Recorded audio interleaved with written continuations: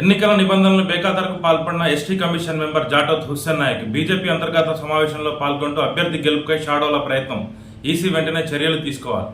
Mahabubabad ST commission మెంబర్గా nominated పదవిలో కొనసాగుతూ బీజేపీ పార్టీ అభ్యర్థి ప్రొఫెసర్ సీతారాం నాయక్ గెలుపు కోసం జరిగిన పార్టీ ముఖ్యుల సమావేశంలో ప్రత్యక్షంగా పాల్గొన్న సంఘటన జిల్లా కేంద్రంలోని మానుకోట బీజేపీ కార్యాలయంలో చోటు చేసుకుంది. వివరాల్లోకి వెళ్తే జిల్లా కేంద్రంలోని బీజేపీ కార్యాలయంలో మే 1 బుధవారం బీజేపీ ముఖ్యమైన కార్యకర్తలు నాయకుల సమావేశం జరిగింది.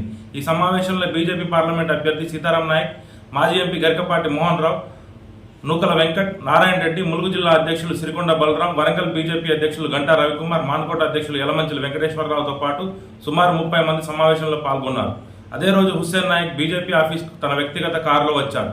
విశ్వసనీయ సమాచారం మేరకు ఎన్నికల నిబంధనలను బేఖాతరు చేసి ఎస్టీ కమిషన్ మెంబర్గా జాటోత్ హుస్సేన్ నాయక్ కూడా పాల్గొన్నారు. అందుకు సంబంధించిన లైవ్ వీడియో క్లిప్పింగ్ ఒకటి ఆధారంగా అతనిపై ఈసీ వెంటనే చర్యలు తీసుకోవాలని ప్రత్యర్థులు కోరుతున్నారు. అదేవిధంగా బీజేపీ జాతీయ అధ్యక్షుడు నడ్డా ఏప్రిల్ 28వ తారీఖున జిల్లా కేంద్రంలోని ఎన్టీఆర్ గార్డెన్లో జరిగిన ఎన్నికల సభకు హాజరయ్యారు.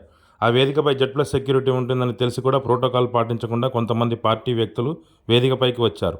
ఏదైనా ప్రమాదం జరిగితే బాధ్యత ఎవరిది అనే పలు ప్రశ్నలు కూడా ఉత్పన్నమవుతున్నాయి.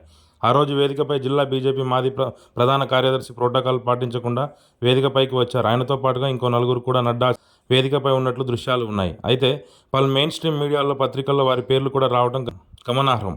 ఎస్టీ కమిషన్ మెంబర్గా కొనసాగుతూ బీజేపీ ఎంపీ అభ్యర్థికి అంతా తానే ఒక షాడోలా పనిచేస్తున్న జాటోత్ హుస్సేన్ నాయక్నే దీనంతటి కారణంగా తెలుస్తుంది. ఒక ప్రక్క జ్యుడిషియల్ హోదాలో ఉంటూ మిడిమిడి అవగాహనతో ప్రత్యక్ష రాజకీయాల్లో పాల్గొంటున్నారు అనే ఆరోపణలు ఉన్నాయి.